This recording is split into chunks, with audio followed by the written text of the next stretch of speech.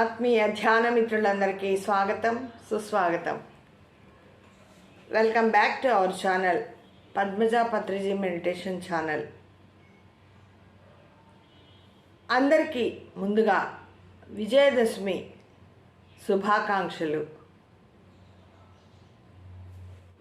దేవీ నవరాత్రుల నవమి, దశమి, విజయదశమి శుభాకాంక్షలు.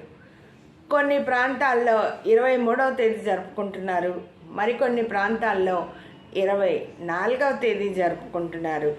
అది వారి వారి సాంప్రదాయాన్ని బట్టి ఏది ఏమైనా అమ్మవారి దయతో సర్వ జగత్తు నడయాడుతుంది. ఆ అమ్మ కరుణా పారిణ అమృత హృదయ, ఆమె చల్లని చూపుల కోసం అఖిలాండాలు ఎదురు చూస్తూ ఉంటాయి. సమస్త దేవతలు కూడా పూజిస్తారు. ఆరాధించడానికి తిథి వార నక్షత్రాలు లేకపోయినా ఈ ఆశ్వయుజ మాసాన వచ్చే శుద్ధ శుక్లం పాడ్యమి నుండి నవమి దశమి వరకు నవరాత్రులు జరుగుతాయి. కొలిచిన వారికి కోటి జన్మలలోని పాపరాశి భస్మమవుతుందని పురాణాలు చెప్తున్నాయి. పుణ్యరాశి లభ్యమవుతుందని, ఎంతో పుణ్యం గడిస్తారని చెప్తున్నారు. అందుకే సజ్జనులందరూ ఈ జగాలనేలే జగన్మాత వ్రతాన్ని ఆచరించడానికి ఎప్పుడు 1000 కన్నులతో సంవత్సరానికి ఒకసారి వచ్చే దేవీ నవరాత్రుల కోసం ఎదురు చూస్తూ ఉంటారు. అలా చూసి అమ్మ వ్రతాన్ని ఆచరించిన వారికి కోరుకున్న కోరికలన్నీ కూడా సిద్ధిస్తాయని దేవి భాగవతం చెప్తోంది. ప్రతిరోజు లలితా సహస్రనామం చదువుతారు. కుమారి పూజ అని, దుర్గామాత పూజ అని అంటారు. ఈ చల్లని తల్లి మనలోని తిమిరాంధకారాన్ని పారద్రోలి, చీకట్లను పారద్రోలి వెన్నెల ఇస్తుంది. ఈ వ్రతరాజాన్నే దుర్గాదేవి వ్రతమని, కుమారి వ్రతమని అంటారు. ఈ చల్లని తల్లి మనలో ఎంతో వెలుగుని, భక్తి పారవశ్యాన్ని నింపుతుంది. సాంప్రదాయంగా ఈ రాత్రులను శరన్నవరాత్రులుగా కూడా అభివర్ణిస్తారు. ఈ తల్లి యొక్క శక్తి అనంతం, అనిర్వచనీయం, మహిమోపేతం. శరన్నవరాత్రులు 9 రకాలుగా అర్చించి రకరకాల నైవేద్యాలతో 9 రకాలుగా పూజిస్తారు. 3 కన్నులతో 16 చేతులతో త్రిశూలాన్ని ధరించి ఉంటుంది.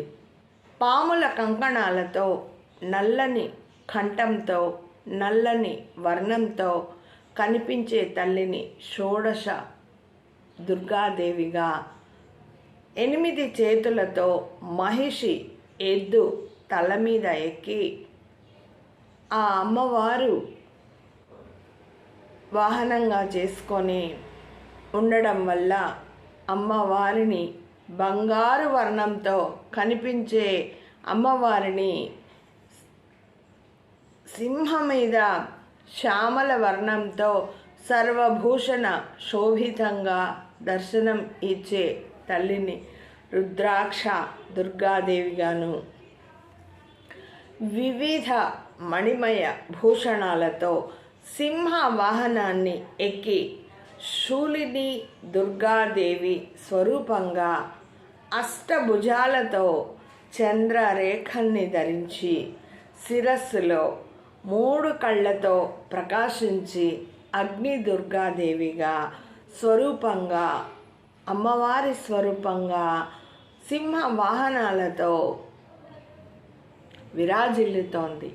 దుర్గాదేవిగా మెరుపు తీగ లాంటి బంగారు వర్ణ శరీర కాంతితో బంగారు పద్మం మీద ఆసీనురాలై వింధ్యావాసిని దుర్గాదేవి స్వరూపంగా ఎర్రని శరీర వర్ణంతో కుడి చేత తర్జని ముద్రని, ఎడమ చేత త్రిశూలాన్ని ధరించి భయంకర స్వరూపంతో దుర్గాదేవి స్వరూపంగా తెల్లని శరీర వర్ణంతో 3 కళ్ళతో ప్రసన్నమైన ముఖంతో ప్రకాశిస్తుంది. కుడివైపు చేతిలో అభయముద్ర చక్రాన్ని, ఎడమ చేతిలో ఎడమ నడుం మీద ఒక చేతిని విష్ణు దుర్గాదేవి స్వరూపంగా ఆ జగన్మాతను కొలుస్తారు. ఇలా శరన్నవరాత్రులలో అమ్మను కొలిచిన వారికి సర్వాభీష్టాలు కలుగుతాయి అని ప్రతీతి. ఈ విధంగా 9 రోజులు వ్రతం పాటించలేని వారు సప్తమి, అష్టమి, నవమి తిథులలో దీక్ష పాటిస్తారు. దీనినే త్రిరాత్రి దీక్ష అంటారు. ఇంకొందరు అమ్మ వ్రతంలో భాగంగా బొమ్మల కొలువును తీర్చిదిద్దుతారు. చిన్ని పిల్లలకు పప్పు బెల్లాలు, శనగల గుగ్గిళ్ళు, ముత్తైదువులకు పసుపు, కుంకుమ, పండు, తాంబూలం ఇస్తారు, పంచుకుంటారు వాయనాలు.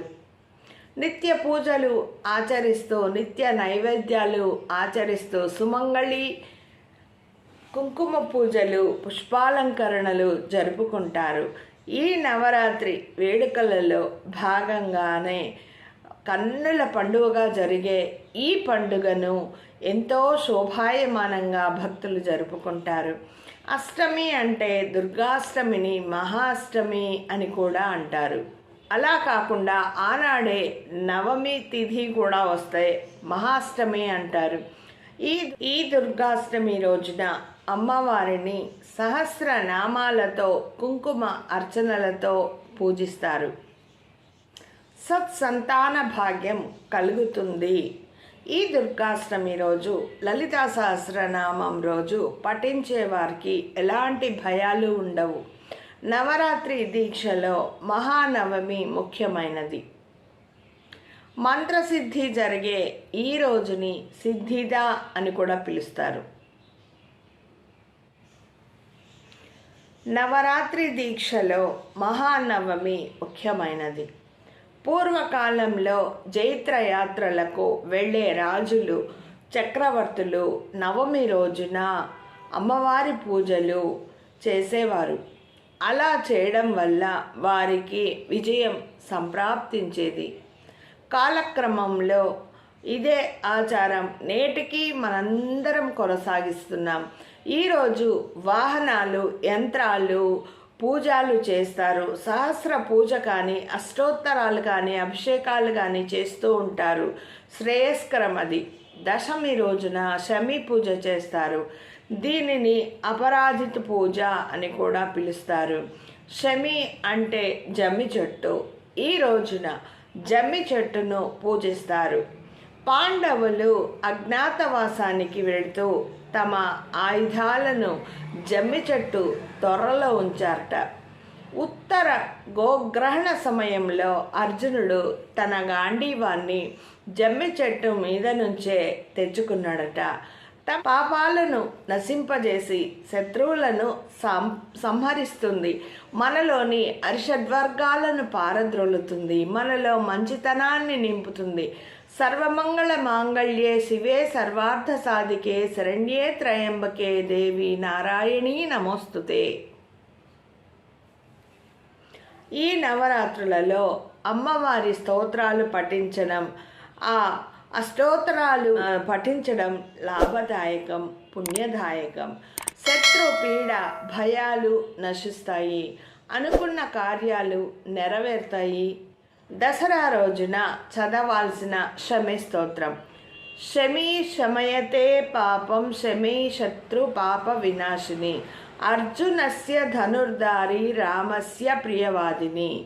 శమి శమయతే పాపం శమి లోహిత కంటక దారిణ్యార్జున బాణానాం గ్రామస్య ప్రియవాదిని కరిష్యమాణ యాత్రాయాం యథాకాలం సుఖమయ తత్ర నిర్విఘ్న కర్తృత్వం భవ శ్రీరామ పూజితే. ఈ దసరా రోజున ఈ జమ్మి చెట్టు చుట్టూ ప్రదక్షిణలు చేసి ఆ జమ్మి చెట్టు ఆకును పెద్దలకు, గురువులకు, పూజారులకు, పంతుళ్లకు ఇచ్చి పాద నమస్కారాలు చేస్తారు. అలాగే ఈ దసరా రోజున పాలపిట్టను చూస్తే అంతా శుభమే కలుగుతుందని నమ్ముతారు. మనలోని అరిషడ్వర్గాలను బయటికి తీసి మనలో మంచితనాన్ని, మంచి లక్షణాలని నింపుతుంది ఆ తల్లి. ఈ విజయదశమి మనకు ఎంతగానో భక్తి పారవశ్యంగా ఉంటుంది. కోపం, పగ, ద్వేషం, అసూయ, అశాంతి ఇలాంటి రాక్షసత్వ లక్షణాలన్నీ, పగ, ద్వేషాలు పారద్రోలి మనలో అసురత్వాన్ని సంహరించి చీకటి వెలుగులని, అజ్ఞాన చీకట్లను బయటికి తీసి వెలుగులను అందిస్తుంది ఆ అమ్మ. మనకి శుభం కలగజేస్తుంది ఆ తల్లి. ఈ దేవి నవరాత్రి ఉత్సవాలలో ప్రతి ఒక్కరూ అమ్మవారిని ఆరాధించండి. రాజరాజేశ్వరిగా, విజయదుర్గగా అలరారుతారు. ప్రతి మనిషిలో రాక్షస దుర్గుణాలను వెలికి తీయాలి. వారందరినీ కూడా మంచిగా మనము వారిలో కూడా ఆత్మను, పరమాత్మను చూడాలి. శ్రీమాత్రే నమః. మరి ఒకసారి అందరికీ విజయదశమి శుభాకాంక్షలు. మళ్ళీ మరొక వీడియోలో కలుసుకుందాం. అంతవరకు టేక్ కేర్. శుభమస్తు. నేను మీ పద్మజ. పద్మజ పత్రిజీ మెడిటేషన్ ఛానల్ని ప్రతి ఒక్కరూ సబ్స్క్రైబ్ చేసుకోండి, లైక్ చేయండి, షేర్ చేయండి, కామెంట్లు పెట్టండి. మనం ఆధ్యాత్మికంగా ఉన్నతంగా ఎదుగుదాం. లోకా సమస్త సుఖినో భవంతు. నమస్తే. జై హో పత్రిజీ.